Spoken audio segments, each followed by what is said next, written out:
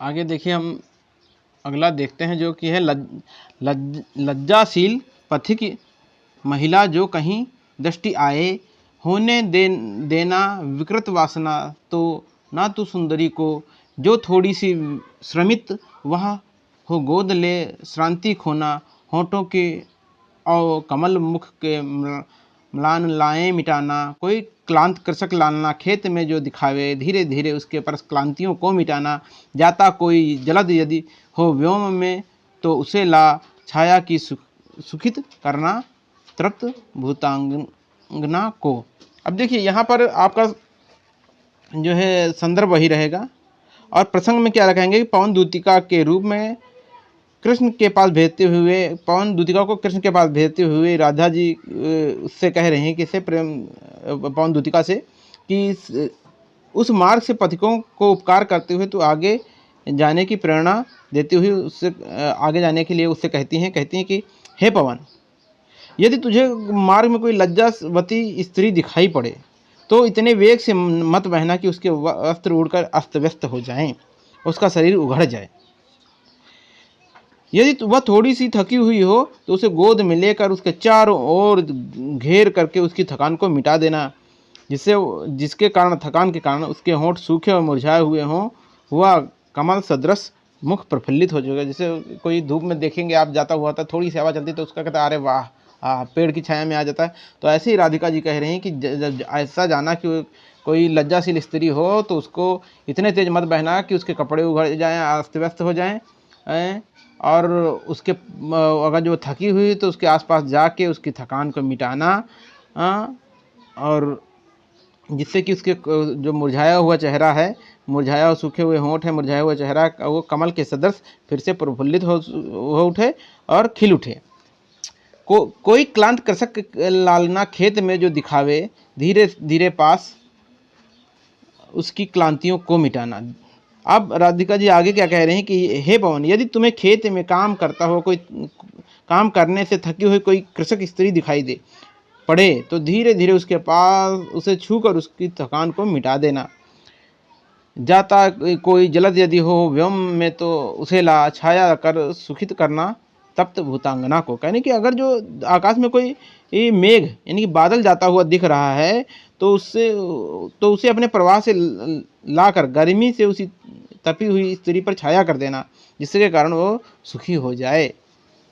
देखिए कितना अच्छा भाव है कि कह रही है कि अगर जो तुम जा रहे हो रास्ते में पवन, अगर कोई स्त्री मिलती है, कृषक स्त्री धूप में जो खेतों में काम कर रही हो और वो मतलब धूप से काफ़ी ज़्यादा मुरझाई सी हुई हो, है ना, धूप के ताप ने उसको उसके ताप से मुरझा गई हो, धूप के ताप से, तो जाना और उस कोई बादल दिख रहा हो, बादल को लेके जाना और उसके ऊपर छाया कर देना, जिसके कारण क्या हो कि वो जो थकी हुई स्त्री है, जो धूप की गर्मी से परेशान युवती है, उसे सुख प्राप्त हो जाए, है ना। काव्यगत सौंदर्य में ध्यान रखिएगा, इसमें दो तीन चीज़ें याद रखिएगा, वो लिखना जरूरी होता है। काव्यगत सौंदर्य में लिखेंगे आप, राधा पवन को अपना संदेश शीघ्र कृष्ण को पहुंचाना चाहते हैं, फिर भी वो रास्ते में पड़ने वाले लोगों की सहायता के लिए पवन से कहती हैं। भाषा जो है खड़ी बोली है, गुण प्रसाद है, अलंकार आपको रूपक मिलेगा, शब्द शक्ति लक्षणा है, रस श्रृंगार है। श्रृंगार रस जहाँ पे नायक नायिका का वर्णन होता है वहाँ श्रृंगार रस होता है ना। खड़ी बोली है, ये दो चीज़ें तो आप ध्यान ही रखिएगा, ये श्रृंगार रस है और बोली कैसी खड़ी। अब इसमें देखिएगा कि कौन सा अलंकार है, ये जरूर देखिएगा। जैसे कोई क्लांत कृषक, तो कोई क्लांत कृषक में कौन सा है, आपको साफ दिखाई दे रहा है कि इसमें कौन सा अलंकार दिख रहा है। हाँ, इसमें देखिए यहाँ पर अनुप्रास भी दिख रहा है आपको, है ना, कहीं और रूपक भी है ना। कमल मुख जैसे दिया गया ना, तो कमल मुख में क्या है, आपको रूपक अलंकार दिखेगा, ठीक है। अब देखिए आगे फिर है, तू देखती जलद तन को ओ जहाँ वहीं तदगता होंगे लोने नयन के ज्योति उत्कीर्णकारी, मुद्रा होगी वर वदन की इसी मूर्ति सौम्या की, धीरे साधे वचन को उनके सिक्त होंगे सुधा से, नीले फूले कमल के दल सी गात की श्यामलता है, पीला प्यारा वसन कोटि में पहनत हैं फबीला, छूटी काली अलख मुख की कांति को बढ़ाती, सदृश में नवल तन की फूटती सी प्रभा है। अब देखिए यहाँ पर क्या है, यहाँ संदर्भ वही रहेगा और इसमें प्रसंग में क्या लिखेंगे, राधिका पवन द्यूतिका से मथुरा में स्थित अपने प्राण प्रिय श्री कृष्ण की पहचान बताते हुए कह रही हैं, उनके बारे में बता रहे हैं कि कैसे हैं वे। तू देखेगी जलद तनक के को जा वहाँ ही तदगता हो। कह रहे कि हे पवन, मथुरा के वातावरण में स्वयं को ढालकर स्वयं भी वैसी ही होकर तू वहाँ बादलों के समान काले वर्ण वाले श्री कृष्ण को देखेगी। होंगे लोने नैन उनके ज्योति उत्कीर्णकारी। कह रहे हैं उनके सुंदर नेत्र तुझे प्रकाश बिखेरते हुए दिखाई देंगे। मुद्रा होगी वर्ण बदन सी मूर्ति सौम्या की, और उनके मुख में जो उनके श्रेष्ठ मुख की भाव भंगिमा है तुझे किसी भव्य मूर्ति के सौम्य मुख मुद्रा के समान दिखाई देगी। सीधे साधे वचन उनके सिक्त होंगे मधुर से। और कह रहे जब तू उनके वचनों को सुनेगी ना तो उनके सीधे साधे वचन तुझे प्रेम के अमृत से सींचे हुए लगेंगे। फिर आगे क्या कह रही हैं राधिका जी कि नीले फूल कमल दल सी गात की श्यामलता हो। ऐसा प्रतीत होगा हे पवन, नीले खिले हुए कमल के पुष्पों के समूह की श्यामलता के समान ही उनके शरीर की उनकी श्यामलता है। अर्थात अर्थ यह है कि उनका सांवला रंग ऐसा मनोरम है जैसे नील कमल पुष्पों के समूह की श्यामलता अत्यंत मनोरम होती है। पीला प्यारा वसन कटि में पहनत हैं फबीला। अब श्री कृष्ण के अपने शरीर पर अत्यंत आकर्षक पीला सुंदर वस्त्र धारण करते हैं। छूटी कली अलख मुख की कांति बढ़ाती और उनके माथे पर लटकती हुई बालों की एक लट उनके मुख की शोभा का में वृद्धि करती है। सदृश में नवल तन में फूटती है प्रभासी, और उनके सुंदर वस्त्रों से उनकी रमणमयी शरीर की कांति उत्कीर्ण होकर वहाँ के वातावरण को मनोहर बना देती है, सुंदर बना देती है। आप इसमें काव्य सौंदर्य में लिखेंगे आप, श्री कृष्ण ने आकर्षक छवि को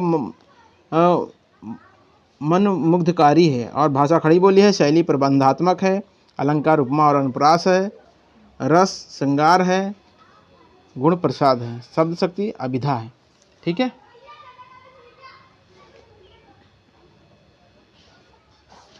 ना यह गुण जो तू व्यथाएं सुनाएंगे, व्यापारों के प्रखर मति को युक्तियों से चलाना, बैठे हैं जो निज सदन में मेघ सी कांति वाले, तो चित्रों के इस भावन के ध्यान से देख जाना। अब यहाँ पर राधिका जी अपने संदेश से अपने प्रीतम श्री कृष्ण को श्री कृष्ण तक भेजने के लिए पवन को दूतिका बनाया है, और उन्होंने श्री कृष्ण तक के मार्ग जाने के उनके तक जाने के लिए उनके मार्ग में क्या क्या करना है, कैसे कैसे करना है, ये उनको समझा दिया है। किसको? पवन दूतिका को। अब वे श्री कृष्ण वे पवन को समझा रहे हैं कि तुम्हारे मुख तो है नहीं, तुम मेरे संदेश को अपने विभिन्न क्रियाकलापों के द्वारा समझा देना। इस उन्होंने वर्ण करते हुए कैसे कहा है कि हे पवन, तुम्हारा मुख नहीं है, तुम किसी भी बात को बोलकर समझाने में असमर्थ हो।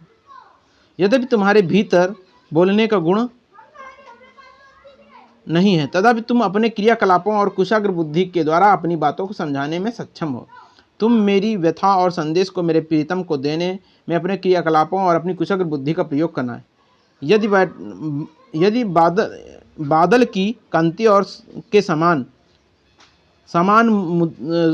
कांति के समान सुंदर वर्ण वाले मेरे प्रीतम अपने घर में बैठे हों, तो तू सबसे पहले घर में टांगे सभी चित्रों को ध्यान पूर्वक देखना।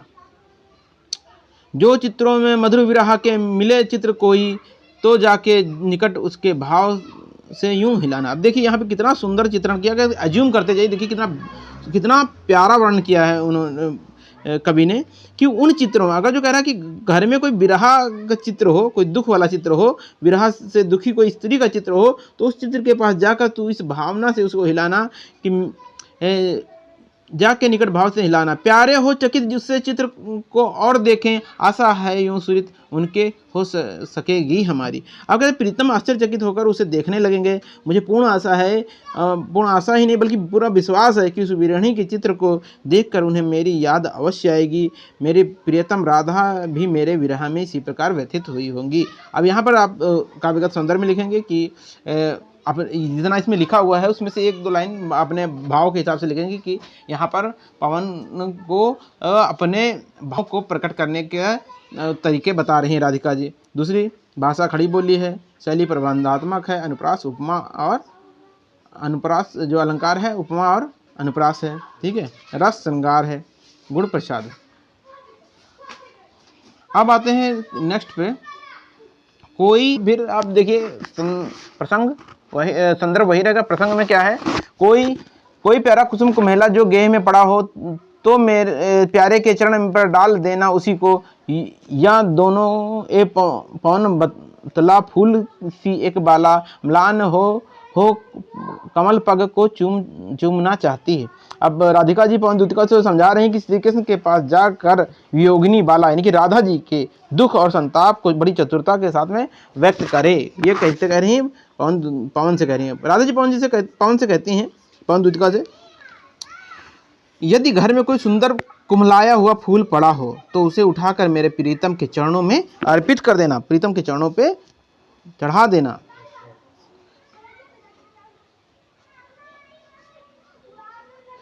इस प्रकार तू उन्हें बता देना कि फूल जैसी सुकोमल बाला दुखित होकर आपके चरणों को चूमना चाहती है।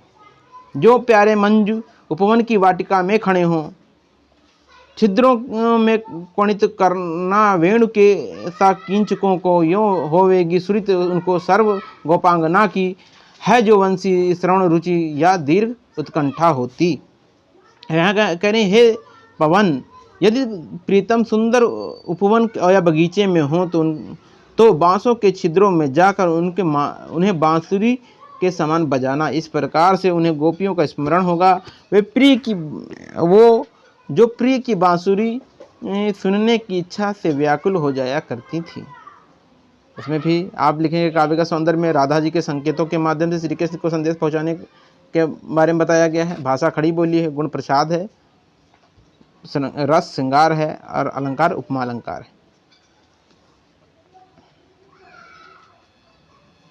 ना वहन कर के नीप के पुष्प कोई और प्यारे के चपल द्रग से सामने डाल देना, ऐसे देना प्रकट दिखला नित्य आशंकित हो, कैसे होती विरह वश में नित्य रोमांचित हूँ।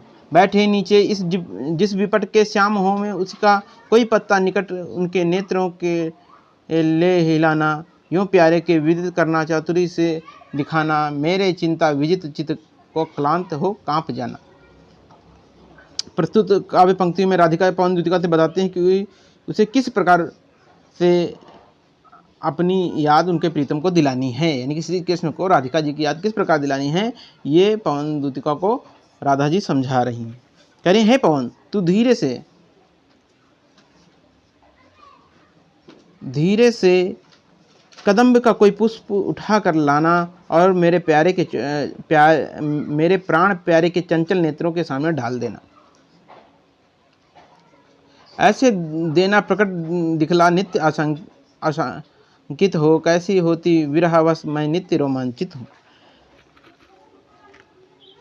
अब करें इस प्रकार तो यूँ भली बात समझा सकेगी कि किस प्रकार उनके विरह में वशीभूत होकर हर समय डरी हुई सी रहती हूँ और नित्य प्रति पुनर्मिलन की कल्पना से पुनः कदम्ब पुष्प के समान रोमांचित होती रहती हूँ। ये राधिका जी किससे कह रही हैं, पवन दूतिका से कह रही हैं। आगे बैठे नीचे जिस विपट के श्याम हो उसी का।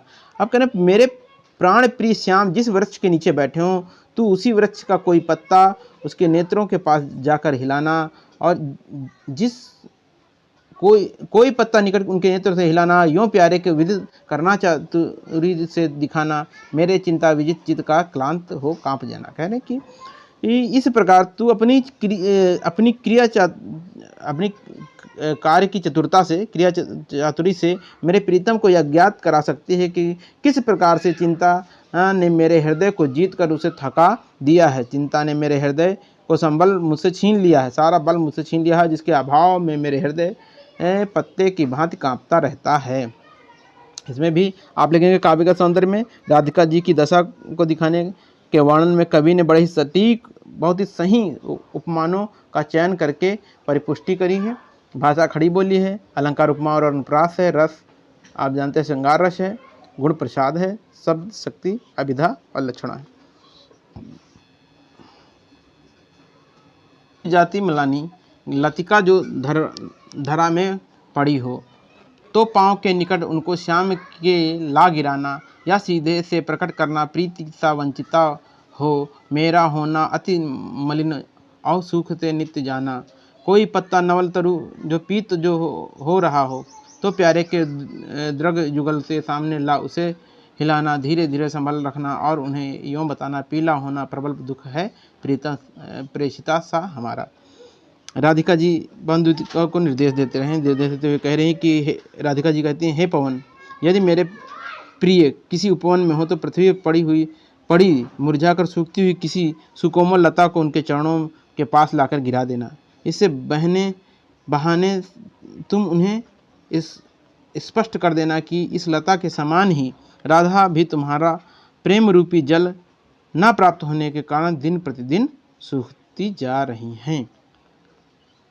आगे कहती हैं, यदि कोई नए वृक्ष की कोई पीला पत्ता पड़ा हो, कोई पत्ता नवल तरु का पीत जो हो रहा हो, कोई यदि किसी नए वृक्ष का पत्ता जो पीला पड़ रहा हो, ते प्यारे के दृग युगल के सामने ला उसे हिलाना। कहने तब तो उनके नेत्रों के सामने उस पत्ते को लाना और उसे हिलाना, धीरे से संभल रखना, यूँ उन्हें बताना, पीला होना प्रबल दुख यूँ प्रेषिता था हमारा। कह देखिए ऐसा करके उन्हें यह दर्शाना देना कि राधा भी आपके वियोग में प्रेषित पति का नायिका के समान पीली पड़ती जा रही हैं। काव्य का सौंदर्य आपका वही रहेगा लगभग। बस श्रृंगार अब यहाँ ध्यान के 2 श्रृंगार होते हैं, वियोग श्रृंगार, लेकिन आप श्रृंगार भी लिख सकते हैं। और भाषा खड़ी बोली है, गुण प्रसाद है, अलंकार उपमा है, शब्द शक्ति में अभिधा और लक्षणा लिखेंगे। ठीक है, आगे है एक जो कि लास्ट है हमारा, यूँ प्यारे को विदित करके सर्व मेरी व्यथाएं धीरे धीरे वहन कर पाँव की धूलि लाना। थोड़ी सी भी चरण रज जो ला ना देगी हमें तू, हाँ कैसे व्यथित चित्त को बोध मैं दे सकूंगी। पूरी होवे ना यदि तुझसे मेरी अन्य बातें हमारी, तो तू मेरी विनय इतनी मान ले और चली जा। छू के यूँ कमल पग को प्यार के साथ आ जा, जी जाऊंगी हृदय तल में मैं तुझी को लगा के। देखिए कितनी सुंदर लाइनें हैं इसमें।